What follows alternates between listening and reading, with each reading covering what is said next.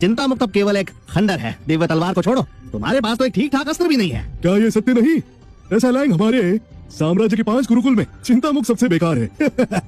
तुमने सच में कैसा गुरुकुल चुन लिया? या तो तुम पागल हो या तुम केविन को चाहती हो। युद्ध योगी कौशल और नींव देखते हैं, चाहे कौशल कितना ही उत्तम हो, बिना उत्तम नींव के आगे बढ़ना असंभव है। टेसा सुनो, तुम्हारे आचार्य केवल एक निकम्मे हैं। चिंता मुक्त के पास तुम्हें देने के लिए कुछ नहीं। तुम्हारे वहाँ रहने से तुम्हारा कौशल केवल बर्बाद होगा। अरे मैं अपनी शिष्य के लिए अस्त्र तैयार करना भूल गया। शिष्य अस्त्र पकड़ो। ये क्या आचार्य जी, ये अठखेलियों का समय नहीं। रुको, ये क्या देखना पड़ रहा है? एक मुर्गे के बड़े पंजे को तुम अस्त्र कहते हो? कैसा?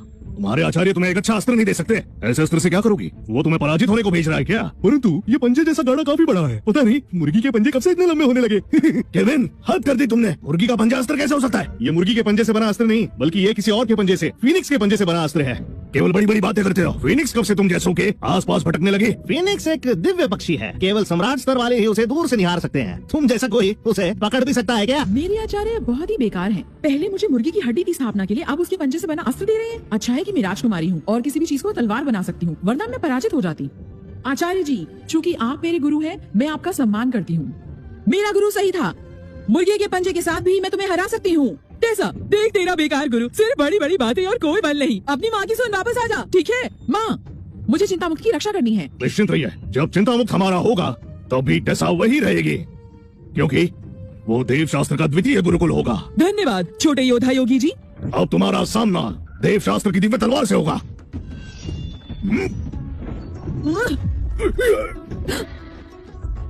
ये क्या? कैलेब उसका सामना नहीं कर पाए। ये तो बिल्कुल असंभव सी बात होती है।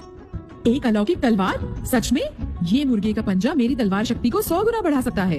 ये तो एक खजाना है, पता नहीं गुरुजी को कहाँ से मिला होगा। लगता है गुरुजी भाग्यशाली हैं। तुम्हें लगता है तुम अपनी बल शक्ति से मुझे रोक पाई हो? और क्या? तुमने अपनी शक्ति की स्थापना मेरी दी गई ड्रैगन की हड्डी से की। केवल इसी कारण तुम अपने स्तर से उत्तम युद्ध कर पाई। क्या? अपनी शक्ति का निर्माण कैलेब भ्राता की भेंट की हुई हड्डी से की है, तभी वो इतनी शक्तिशाली बन पाई। भ्राता कैलेब ने केवल एक महिला को पाने के लिए इतना कुछ किया, किंतु उन्हें संभल कर रहना चाहिए। आश्चर्य नहीं टेसा ने इतनी शक्ति कैसे पाई। सिद्ध होता है कि सब कैलेब के कारण हुआ। टेसा जी, सुना आपने? आपके गुरुकुल में कुछ नहीं है। आपको हड्डी भी ज्येष्ठ भ्राता ने भेंट की। पराजय स्वीकार करो, हमारे स्तरों में बेहद अंतर है। पराजय स्वीकारूं? वो शब्द तो मेरे शब्दकोश में है ही नहीं। ऐसा जिस हड्डी का उपयोग तुमने किया वो मैंने तुम्हें दी एक नन्हे ड्रैगन की हड्डी थी। मैंने एक बड़े ड्रैगन की हड्डी का उपयोग किया था। तुम मुझसे आगे नहीं बढ़ सकती, तो मुझसे युद्ध कैसे करोगे? देखा तुमने? तुम्हें हड्डी तक तो देव शास्त्र गुरुकुल से मिली।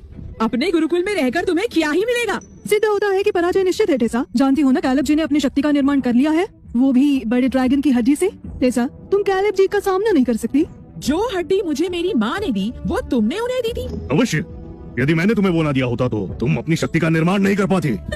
अच्छा है कि मैंने उसका उपयोग नहीं किया अपनी मूल स्थापना के लिए, अन्यथा मैं कैलेब का सामना नहीं कर पाती और पराजित हो जाती। भले ही मैंने मुर्गी की हड्डी का उपयोग किया है, परंतु मैं कैलेब से कमतर नहीं और मैं इस अस्त्र से अपनी संपूर्ण शक्ति की सहायता से उसे पराजित कर सकती हूँ। कैसा को तो वो हड्डी मैंने दी थी। वो फीनिक्स की हड्डी है, जो कि मूल स्थापना हेतु बेहद उत्तम होती है। वो ड्रैगन की हड्डी से भी सर्वोत्तम है।